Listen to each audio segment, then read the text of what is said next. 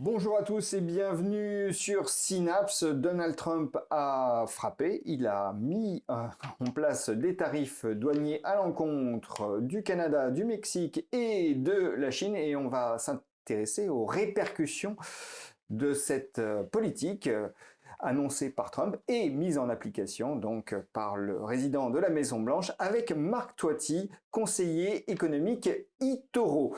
Avant d'engager la discussion avec Marc, petit rappel rituel, pour nous soutenir, abonnez-vous, commentez les émissions, partagez-les et mettez un pouce vers le haut si vous les appréciez. Marc, bonjour. Bonjour Vincent et bonjour à toutes et à tous, ravi de vous retrouver.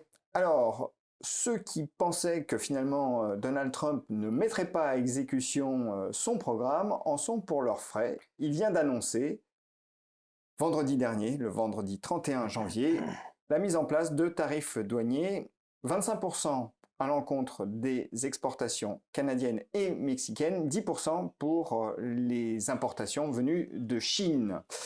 Donc, la question, aujourd'hui, à l'heure où nous enregistrons, nous sommes le lundi 3 février, le marché réagit assez mal, le CAC 40 décroche assez sensiblement. Qu'est-ce que ça implique en fait? Est-ce que ça veut dire qu'on a à coup sûr le retour de l'inflation aux États-Unis et peut-être une transmission des hausses de taux outre-Atlantique à la zone euro? Est-ce que ça veut dire qu'on va avoir aussi moins de croissance dans le monde parce qu'on va avoir une guerre commerciale? Quelle lecture vous faites de tout ça? Alors bon, il y a beaucoup de questions effectivement. Alors déjà, c'est vrai que ça nous change de nos dirigeants français, notamment européens, parce que nous on parle beaucoup et on fait rien, on fait pas grand-chose entre guillemets, ou des fois on fait même l'inverse de ce qu'on a dit. Là, au moins on a un président qui a été élu et qui dès son arrivée finalement à la Maison Blanche, il fait passer ce qu'il avait dit. Donc ça c'est quand même, je pense en termes de crédibilité, c'est pas forcément un mal entre guillemets. Mais attention, Donald Trump c'est aussi un homme d'affaires. Donc là, il fait une sorte de marchandage, de négociation, tout simplement, en disant attention, ces droits de douane, ils sont temporaires. C'est-à-dire, si vous respectez ce qu'on vous demande, alors à ce moment-là, on pourra les réduire. Ce qui est intéressant de voir, c'est que pour la Chine, il avait parlé de 60%, mais c'est que 10%. Et si vous vous souvenez, lors de son premier mandat, il avait également mis des droits de douane de 15% à l'époque sur la Chine, et le yuan, donc la devise chinoise, s'était déprécié exactement du montant des droits de douane. Absolument. Donc ça veut dire que le coût, finalement, pour les Chinois et puis pour le consommateur américain, était nul, puisque l'augmentation des droits de douane avait été compensée par une baisse, je dirais, donc du yuan par rapport au dollar. Donc ce qui veut dire qu'à partir de là, il n'y a pas eu vraiment d'impact. Et là, c'est un peu plus nouveau, dans la mesure où il va un peu plus loin, notamment sur des pays entre guillemets amis, par exemple le Canada et le Mexique. On n'a pas encore aujourd'hui les chiffres sur l'Europe, mais il a annoncé que ça y est, il allait également engager des répercussions sur l'Europe. Alors, deux choses. D'abord, il ne faut pas oublier que ce que veut Trump avant tout, là on peut oublier, c'est encore une fois un compromis. C'est-à-dire qu'il dit aux pays en question, attention, si vous respectez les règles, si vous continuez d'avoir du dollar dans vos réserves de change, de libeller vos échanges en dollars, alors là on va peut-être réduire les droits de douane. Donc ça c'est très intéressant parce qu'il sait très bien que le match qui va se dérouler demain, c'est pas États-Unis, zone euro, c'est pas, je dirais États-Unis-Canada, non, c'est États-Unis, Chine. Voire États-Unis, Inde. Donc là, c'est ça qui est très triste pour nous, c'est qu'on a déjà perdu le match, entre guillemets. Quand vous regardez les chiffres, par exemple, de la croissance américaine par rapport à la croissance de la zone euro, sur les 20 dernières années, le PIB américain a augmenté de quasiment 110%, alors que chez nous, dans la zone euro et en France, ça fait 55% de hausse, hors inflation. Donc du simple au double. Vous voyez, quand on me dit « Oh là là, Trump va nous casser, etc. » Non, c'est le bouc émissaire idéal. Nous, on adore les boucs émissaires. C'est-à-dire qu'abord, ça a été le Covid, après, ça a été Poutine, maintenant, c'est Trump. Non, on n'a pas besoin de Trump pour aller mal. Malheureusement, on se débrouille très bien tout seul, et c'est ça qui est particulièrement dangereux. Maintenant, l'impact, pour répondre à votre question, évidemment qu'il est inflationniste. Parce que là, qu'est-ce qui va se passer? Alors, il y aura peut-être des mesures de rétorsion. C'est-à-dire que si on rentre dans entre guillemets, une guerre économique, donc mécaniquement, l'impact sera d'augmenter l'inflation. Alors, pas forcément pour les États-Unis, parce que l'une des conséquences, on le voit depuis quelques jours, c'est que le dollar, et d'ailleurs, ça fait plusieurs semaines que ça dure, le dollar s'apprécie. Donc, d'ailleurs, il y a un graphique qui apparaît à l'écran, puisqu'on parlait de l'impact que ça avait sur les autres devises. Complètement. Et là, c'est le dollar canadien face au dollar. Qui s'effondre complètement, le dollar canadien. Et ça, c'est important parce que si vous vous souvenez, ici même, il y a ailleurs également, j'avais annoncé ce dollar qui allait venir vers 1,05 $ pour un euro quand tout le monde le voyait à 1,20. Vous vous souvenez? Donc on est bien aujourd'hui, je pense qu'on va atteindre la parité assez rapidement. Donc ça veut dire quoi par rapport à l'inflation? Il n'y a pas d'inflation importée finalement. Voilà, ça veut dire que quand le dollar s'apprécie, Donc mécaniquement, en fait, ça fait de la désinflation importée aux États-Unis. Donc ça limite l'inflation. Il y en aura quand même, hein. D'ailleurs, on voit bien que les chiffres d'inflation sont toujours forts. Et donc ça va limiter le potentiel de baisse des taux d'intérêt de la Réserve fédérale. Donc Alors, c'est sûr que... il y a certains de vos confrères qui font tourner des modèles, je ne sais pas d'ailleurs ce que vous en pensez, mais notamment chez Goldman Sachs, ils disent qu'une augmentation, enfin, ils avaient calculé qu'une augmentation des droits de douane, justement de 25% à l'encontre du Mexique et du Canada, est maintenue de façon prolongée. Ça, c'est important, parce que ça, c'est la clé. Tout à fait. Aboutirait à une augmentation des prix de base PCE, hein, donc c'est l'indice de référence de l'inflation pour la Fed, de 0,7%. Pardon. Oui, donc encore une fois, c'est beaucoup, mais c'est pas non plus énorme. Surtout que c'est sur du long terme. Et parallèlement, le problème de l'inflation américaine, c'est qu'elle est toujours à 3% aujourd'hui. Donc avant même ses droits de douane.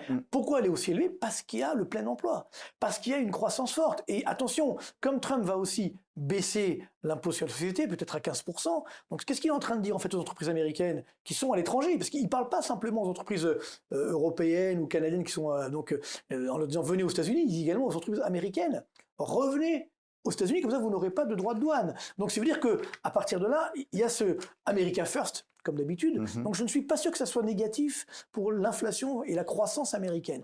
Par contre, le danger, il est surtout pour nous. Parce que nous, c'est l'effet inverse.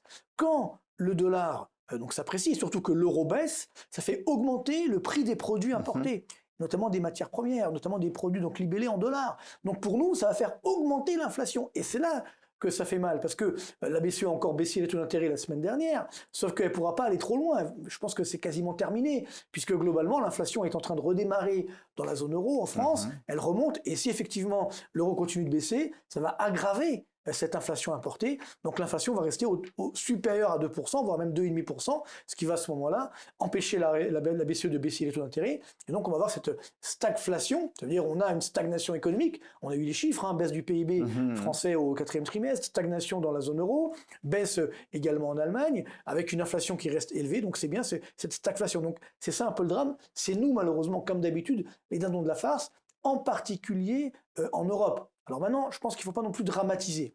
C'est-à-dire que quand vous regardez, si on prend le cas français par exemple, aujourd'hui, la part des États-Unis dans les exportations françaises, c'est un peu plus de 7%.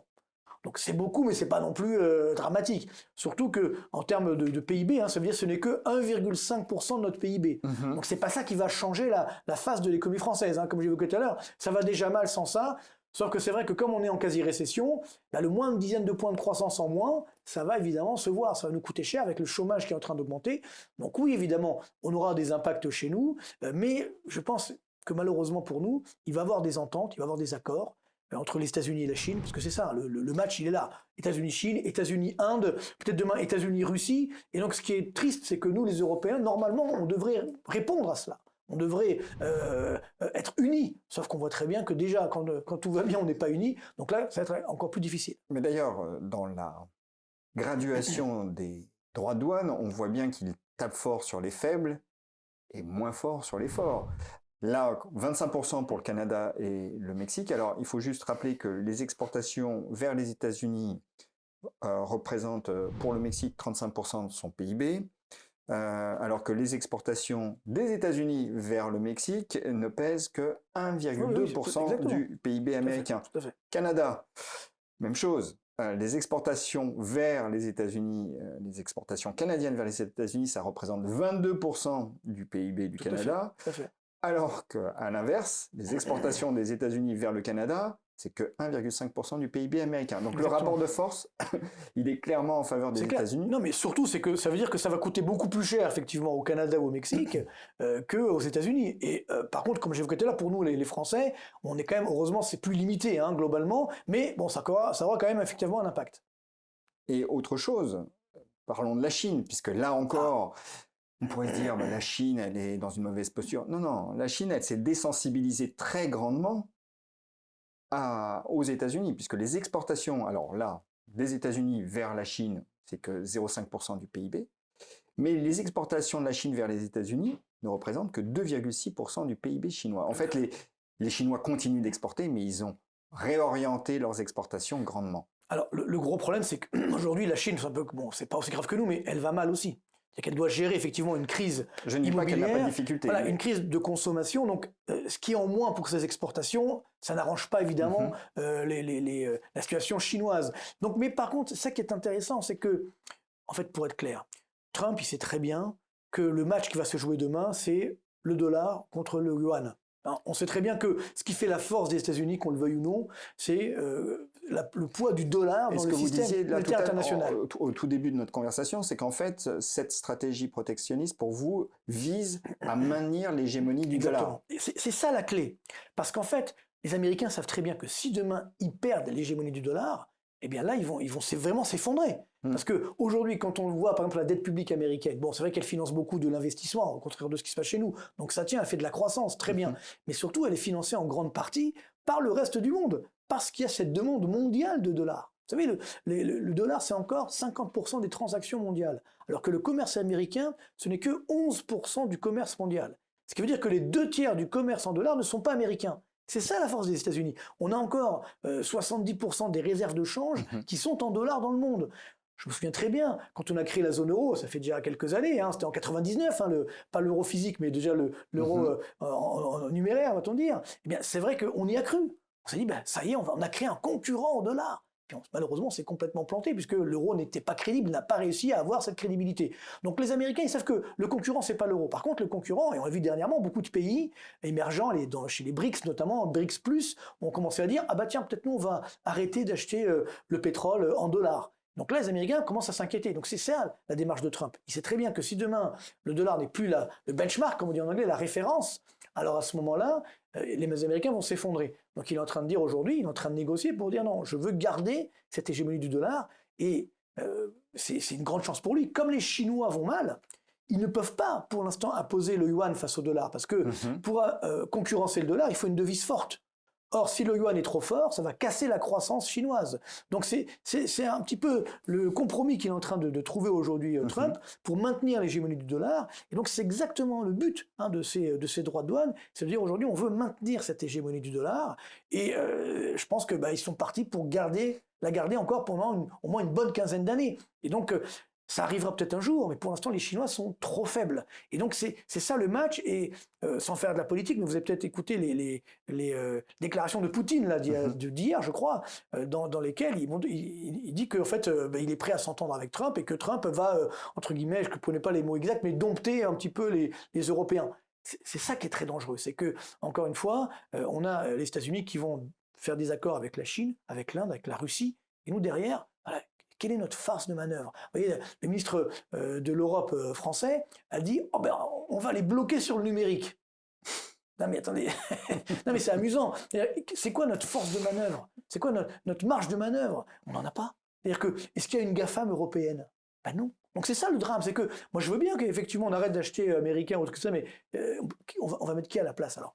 Peut-être que ça arrivera, mais ça va prendre des années. Et surtout l'Europe en elle-même, elle n'est pas unie. Donc là on voit malheureusement que cette Europe complètement désunie, puisque au sein même de la zone euro, comme vous le savez, on se fait du dumping fiscal. Il n'y a pas que les États-Unis. Donc on essaye d'attirer les investisseurs, les entreprises, les ménages, etc., entre pays même de la zone euro. Parce qu'on oublie que la zone euro n'a de sens que s'il y a une harmonisation des conditions fiscales, des conditions réglementaires, etc. Et ça, on l'a complètement oublié. Quasiment plus aucun pays ne respecte les règles, je dirais, de la zone euro. Il n'y a que 9 pays qui respectent les règles dans toute la zone euro, sur 20 pays, ça ne fait pas beaucoup. Et donc surtout, ça montre que c'est ça qui est triste, c'est qu'on n'a aucun moyen de rétorsion face aux États-Unis. Donc c'est ça qui est triste, de se dire qu'aujourd'hui, malheureusement, alors en plus, d'un point de vue militaire, j'ai envie de dire, là aussi, on n'a pas non plus une force militaire qui est à l'aune de ce qu'on pourrait espérer, donc on a quand même besoin encore un petit peu des Américains. Donc c'est ça qui est très triste. Moi je pense que ce qui est en train de se passer aujourd'hui, c'est surtout de la tristesse. Et quand on voit, vous savez que... C'est un mot qui revient souvent dans votre bouche en ce moment. Oui, parce que c'est mon cas. Alors, je ne suis pas triste d'un point de vue personnel, heureusement, mais c'est vrai que pour la France, pour l'Europe, je suis triste parce que, voilà, regardez ce qui se passe aujourd'hui. On est en train, voilà, Madame von der Leyen a dit, oui, alors on va réduire un petit peu les normes. Il faut réduire complètement les normes. Mais ce que je veux dire, c'est on est en train d'essayer d'écraser un éléphant avec une tapette. C'est pas sérieux. Vous comprenez? Donc moi c'est ça qui aujourd'hui me dérange, c'est que alors on est dans le marketing, on est très bon. Ah oui, pour faire le marketing, mais par contre dans les mesures, tout à l'heure je l'évoquais, regardez cet écart de croissance entre les États-Unis et la zone Alors euro justement, et la j'aimerais qu'on France, revienne, et c'est ça qui est dramatique. parce que le diagnostic, vous l'avez déjà produit et réalisé maintes fois, d'ailleurs sur Synapse, le constat des lacunes ou des déficits de la zone euro sont malheureusement récurrents et on ne peut qu'abonder dans votre sens. En tout cas, on voit bien, les chiffres parlent, on a bien un déficit de croissance et on n'arrive pas à en produire. On a une union monétaire, certes, mais on n'a pas de coordination des politiques monétaires. Et on a aussi un problème fondamental, c'est que est-ce que l'Europe est vraiment un État ou pas? Non, ça n'est pas du tout. Ben voilà. Donc le problème de la souveraineté, un jour il faudra aborder cette question. Est-ce que c'est tout simplement pas une impossibilité compte tenu des différences qui existent entre les pays? Je vais vous dire, il y a deux choses. Il y a d'abord la souveraineté énergétique que nous avons. Alors heureusement que la France a gardé le nucléaire, mais ce qui a tué l'Europe, disons-le, c'est l'arrêt du nucléaire en Allemagne. Qui là aussi, malheureusement c'était un choix des écologistes, financé, on le sait, par les intérêts extérieurs. Bon, c'est quand même dommage. Donc c'est sûr que, heureusement que la France, parce que je rappelle que la France, elle voulait aussi arrêter le nucléaire. Puis heureusement, finalement, on a arrêté au dernier moment, on a stoppé un petit peu l'hémorragie, et donc ça nous permet d'avoir en fait cette relative indépendance. Mais on ne l'a pas complètement. Après, il y a la souveraineté alimentaire. Ça, c'est quand même incroyable. Regardez, vous savez, aujourd'hui, parce que l'agroalimentaire, c'était la force de la France. Mais à force de faire mal à nos agriculteurs, c'est-à-dire de remettre des normes, de remettre des taxes, etc., ben voilà, le poids de l'agriculture dans l'économie française est passé de 5% dans les années 70-80, maintenant on est à 1,5%. Donc, on n'y arrive plus. Et donc, quand on prend, par exemple, je regardais ça hier, les chiffres sur la consommation de fruits, par exemple. Vous savez combien on consomme dans les fruits? Pourtant, la France, il y a beaucoup de fruits qui sont produits. 70% des fruits qu'on consomme viennent de l'étranger. C'est quand même un problème.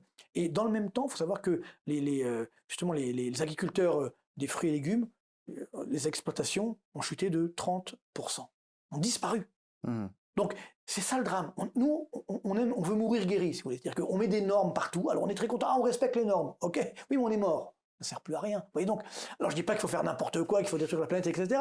Mais néanmoins, il y a un juste milieu à trouver. Donc moi, c'est ça qui aujourd'hui me fâche, c'est que d'un côté, on a les Américains qui avancent, mais alors justement, qui prennent des mesures, et nous, malheureusement, regardez la réponse de von der Leyen. Oui, on va réduire un petit peu les normes. C'est pas sérieux, encore une fois. Les entreprises ont besoin de nous sauver. Regardez ce qui se passe en France. Le ministre de l'économie, quand même, qui a dit dernièrement qu'il fallait réduire la rentabilité des entreprises françaises. On a des sommets historiques de défaillance d'entreprises, on dit qu'il faut réduire la rentabilité. Mais on est sur une autre planète. Nos dirigeants, du moins, sont complètement hors sol. C'est ça qui fait peur.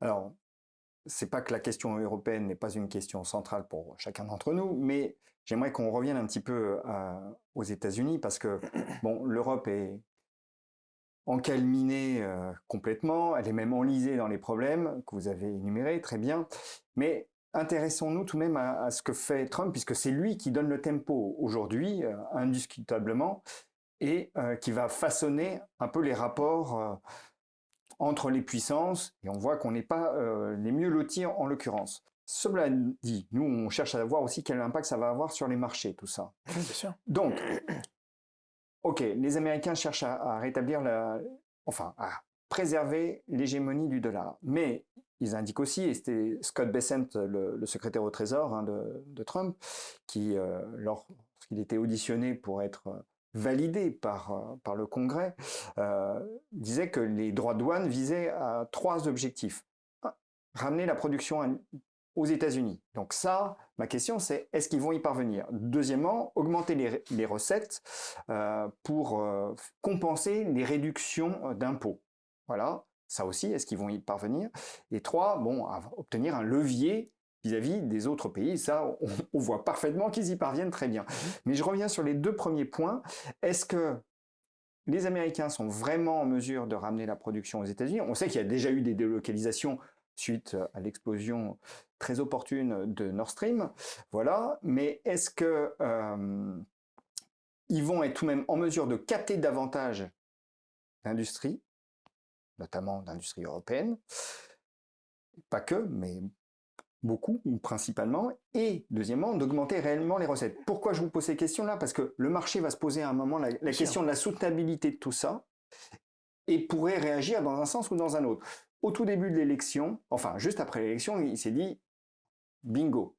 Voilà, Trump arrive, dérégulation, en gros, le protectionnisme, oui, ça va être tout pour la croissance américaine, mais là aujourd'hui, est-ce qu'il ne doute pas un petit peu? D'ailleurs, on voit les taux d'intérêt américains à 10 ans qui ne jouent pas tellement là la résurgence de l'inflation suite au protectionnisme, mais qui fléchissent un peu en se disant bah, voilà, ça peut être la traduction plutôt d'une petite inquiétude sur la croissance. Alors j'aimerais avoir votre point de vue et comment vous démêlez tout ça, justement. Non, alors c'est vrai qu'il y a eu déjà des impacts, on l'a vu avant même ces mesures, sur la croissance qui a ralenti aux États-Unis. Déjà au quatrième trimestre, les indicateurs avancés, là on a eu les indicateurs des directeurs d'achat qui ont fortement baissé, y compris dans les services, donc ça c'était pas forcément une bonne nouvelle, mais ça reste en croissance. Donc ils auront quand même une croissance entre 2,5 et 3% cette année donc aux États-Unis, donc il n'y a pas trop d'inquiétude de ce point de vue-là. Le vrai danger c'est plus par rapport au marché, sur l'inflation et les taux d'intérêt, parce que les marchés justement, ils se sont un petit peu habitués à ce que la Réserve fédérale, dès qu'il y a un petit problème, on baisse le taux d'intérêt, tout va bien dans le meilleur des mondes et on redémarre. Donc là ils ont compris que ça ne sera pas le cas. On l'a vu la semaine dernière, Trump a demandé une baisse des taux d'intérêt et la Réserve fédérale... Il a infléchi son discours ce week-end. Évidemment. Mais... preuve que tout de même, il est très pragmatique. Et là, il dit, non mais je comprends que la Fed, finalement, elle ne baisse pas ses taux. C'est ça qui est intéressant, c'est que justement, il est quand même pragmatique. C'est ça la force, disons-le, des anglo-saxons au sens large, c'est qu'ils sont pragmatiques. Quoi qu'il arrive, ce qui compte, c'est la croissance, le business, l'activité, l'emploi. N'oublions qu'on est toujours en situation de plein emploi aux États-Unis avec des salaires qui augmentent de 4% par an. Donc tant que le ménage américain il voit ses salaires augmenter de 4% par an, finalement ça passe. C'est résolu. De l'autre côté, c'est évident qu'on voit beaucoup d'entreprises américaines qui effectivement ont envie de revenir aux États-Unis. Et des entreprises européennes qui n'ont pas forcément envie de délocaliser, mais en tout cas de localiser. Ça veut dire qu'ils disent finalement, on a eu le fameux débat la semaine dernière avec M. Arnaud, qui venait des États-Unis, et qui a dit, attendez, aux États-Unis, on va baisser les impôts à 15%, nous, en France, on nous les augmente à 35%. Donc voilà, c'est-à-dire, encore une fois, c'est pas un manque de patriotisme, simplement un raisonnement économique. Donc ça veut dire que quand vous baissez les impôts, mécaniquement, ça attire les investisseurs, ça attire les entreprises. Donc ça sera un travail de longue haleine. Je pense que dans un premier temps, ça va être un petit peu, il va y avoir un petit cafouillage. Je pense que la croissance ne va pas être aussi forte que prévu. Donc là, peut-être les marchés vont en prendre ombrage. N'oublions pas qu'ils étaient ça au premier semestre. Oui, n'oublions pas aussi qu'ils étaient très élevés. Les marchés sont très très chers, les valorisations sont quand même très très élevées, donc c'est normal qu'on ait une petite correction. Et puis Trump également, il veut, je pense, assainir cette situation. Même sur, parce que je sais que beaucoup vont dire, Trump il est pro-crypto-monnaie, etc. Moi je rappelle, attention, c'est toujours les guerriers qui font la paix et les pacifistes qui font la guerre. Donc quand Trump dit, effectivement, tout sera bien dans le meilleur des mondes pour les crypto-monnaies, non, parce qu'il va faire le ménage. Il y en a certaines qui vont bien s'en sortir, puis d'autres qui vont peut-être souffrir, etc. Donc il faut être prudent de ce point de vue-là. On a un peu l'impression... vu de loin, à l'écoute ou au décryptage de ces déclarations et de certains de membres de son entourage, que la volonté, c'est de contrôler ce marché des cryptos et d'en faire finalement, ou de faire du Bitcoin peut-être une sorte de succédané du dollar numérique. Oui, alors oui. Peut-être, justement, c'est ce qui est aussi dangereux pour les crypto-monnaies à stricto sensu. Donc, il faut être prudent par rapport à cela. Et moi, je pense qu'en plus, nous, les Européens, je fais des débats en ce moment, malheureusement, on n'a pas cette vision américaine. C'est-à-dire que les Américains, ils sont vraiment patriotes. Nous, ce concept, pour nous, il n'existe plus. Pour nous, les patriotes, c'est des gens à fuir, les gens extrémistes, etc. Alors que, finalement, le patriotisme, c'est un bienfait pour l'économie, ne l'oublions pas. Encore une fois, même si on aime le monde entier, mais globalement, c'est ce qui joue aujourd'hui. Les Américains sont très patriotes. N'oublions pas que les démocrates ont voté pour Trump. N'oublions pas que une partie de la communauté hispanique a voté pour Trump. C'est ça que nous ne comprenons pas. C'est-à-dire qu'il y a quand même, je pense, une adhésion aux États-Unis et les Américains se disent, business first, donc on va faire encore une fois, on va sauver notre économie. J'aimerais qu'on fasse ça évidemment en France, mais nous, dès qu'on dit ça, là, c'est pas bien, c'est mal vu, c'est mal perçu, etc. Donc voilà. Donc Trump, pour l'instant, il est pragmatique. Moi, je pense qu'il ne va pas réussir sur toute la ligne. Il y aura évidemment des petits couacs. Il y aura une croissance qui ne va pas être aussi forte que prévu. Mais néanmoins, voilà, il a une vision du monde. Moi, je pense que c'est ça qui est important par rapport à ce qui se passe chez nous, notamment en France. en dirigeant, je ne veux pas être méchant, mais quand j'entends M. Macron, M. Bayrou, qui vous voulez, je ne vois pas la vision du monde. On est en train de chipoter, de magouiller, excusez-moi l'expression, pour faire un budget, pour faire plaisir à Pierre, Paul ou Jacques. Là, on a une vision du monde. Alors, on est pour, on est contre, mais au moins, on peut se fixer. Nous, il n'y a pas de vision. Il y a une instabilité sur la vision du monde. Et on sait très bien qu'avec la dette publique qui explose, comment va-t-on gérer cette situation économique française? On n'en a pas parlé, mais il y a une crise en Allemagne, une crise politique en Allemagne qui est en train de s'installer. En France, elle est déjà là, et elle va continuer. Donc, vous voyez, c'est ça qui est dangereux. C'est-à-dire que comment va-t-on répondre à cela? Donc, moi, je pense que malheureusement, encore une fois, les Américains vont réussir à bien s'en sortir. Le dollar va encore s'apprécier. Donc, les marchés vont en prendre un petit peu ombrage quand même, parce qu'encore une fois, ils sont très élevés. Ils remonteront, je pense, sur la deuxième partie de l'année. Par contre, je pense que la première partie de l'année, ça risque d'être un petit peu cafouillage. Alors, il y a quand même un élément qu'on ne maîtrise pas, parce qu'on ne sait pas, c'est aussi la guerre en Ukraine. Parce que Trump avait promis qu'il allait faire la paix, ou du moins un accord. Si jamais c'est le cas, on l'espère tous, bien entendu, alors là, attention, il va y avoir un effet baissier sur les prix des matières premières. Normalement, si tout va bien. Donc ça pourrait compenser, je dirais, également les problèmes d'inflation. Donc là... Encore faut-il que dans l'accord qui pourrait surgir, on ait un retour du gaz russe en Europe. Mais tout à fait. Alors, non, mais c'est pour ça que je vous dis, c'est important de voir... voir... La volonté de Donald Trump, c'est tout de même de vendre davantage de gaz aux Européens. Exactement. Donc si vous excluez le gaz russe, en fait, vous faites le marché. Hein. Oui, mais vous savez que les Russes, je pense qu'ils vont nous en vouloir pendant quelques années. Parce que je veux dire, c'est-à-dire, ils sont assez rancuniers. Donc, encore une fois, ils vont faire un accord avec les États-Unis. Là, pour l'instant, ils vendent leur gaz. Ils ne vendent plus à nous, mais ils vendent à d'autres pays. Je ne sais pas s'ils sont rancuniers. Je pense assez pragmatique aussi. Moi, c'est ça. Ce que je dis par là, c'est que les Américains, de toute façon, c'est ce qu'ils vont faire avec l'Europe. Ils vont nous dire... Non, mais en fait, ce que vous dites, Marc, c'est que de toute façon, quoi que fassent les puissances telles que les États-Unis ou la Russie, l'Europe n'est pas invitée. C'est ça qui est triste. C'est ça qui est très triste. Et donc, les Américains, ils vont dire à l'Europe, vous voulez que je vous réduise vos droits de douane? Ok, alors, continuez à acheter de notre gaz. Vous voyez, notre gaz liquéfié. Sinon, voilà, là, il y aura plus... Bon, encore une fois, c'est du marchandage. Mais c'est malheureux, mais pour pouvoir contrer ça, il faut avoir une marge de manœuvre.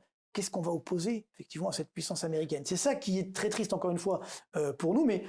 Encore une fois, ça ne tombe pas du ciel. Hein. On ne fait que payer les erreurs depuis des années. Et donc, c'est ce qui fait que, pour revenir sur les marchés, si jamais, il y a espérons-le, une paix avec l'Ukraine et la Russie, les marchés, là, par contre, ils pourront rebondir un petit peu. Donc, vous voyez, voilà. Ce qui est sûr, c'est qu'on va avoir une très forte volatilité sur les marchés boursiers, sur l'ensemble de l'année 2025. Donc, voilà, ça sera les montagnes russes, sans mauvais jeu de mots.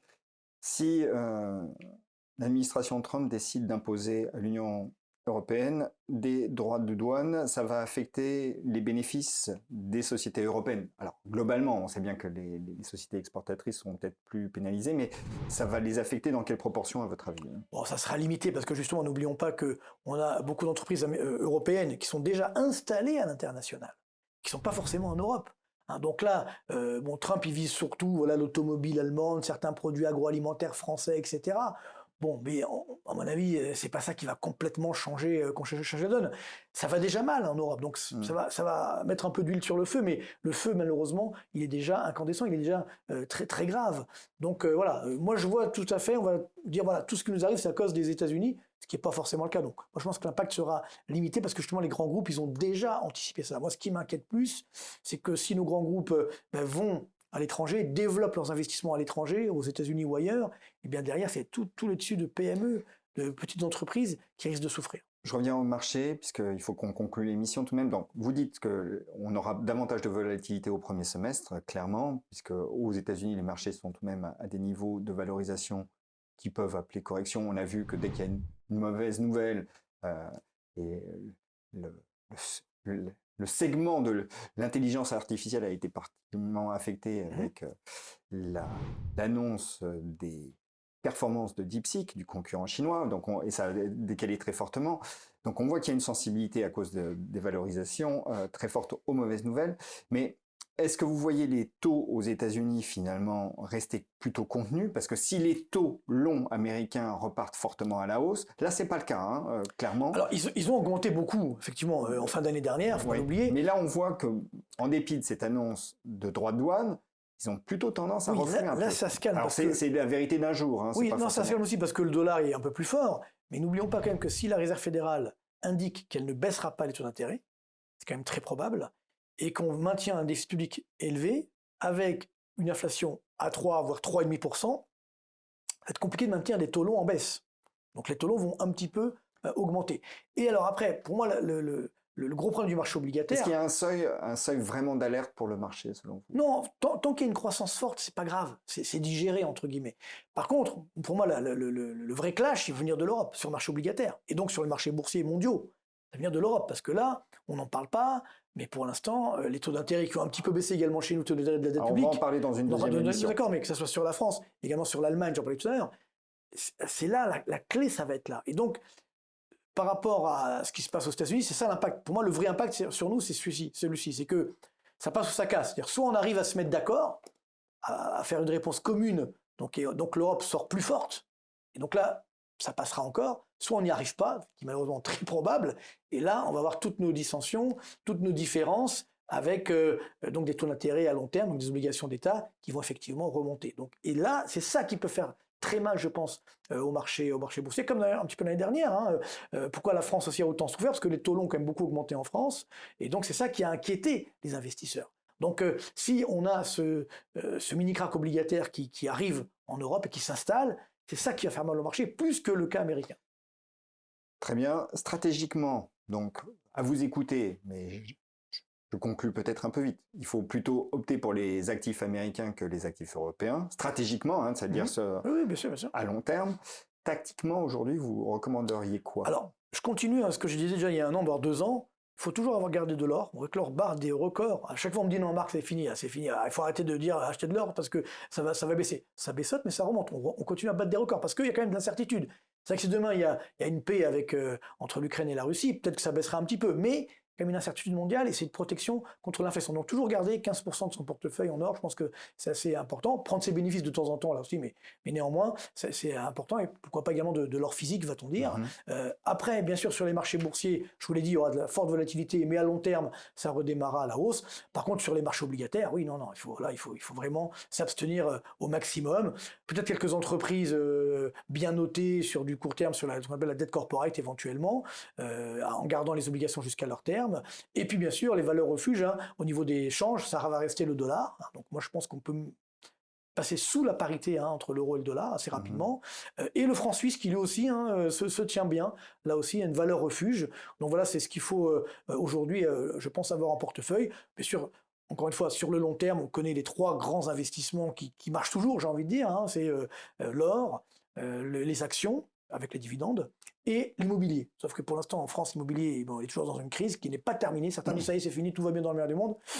J'aimerais bien en dire autant. Non, ce n'est pas encore terminé. Rendez-vous compte que sur la France, on a eu 14 trimestres consécutifs de baisse de l'investissement en logement.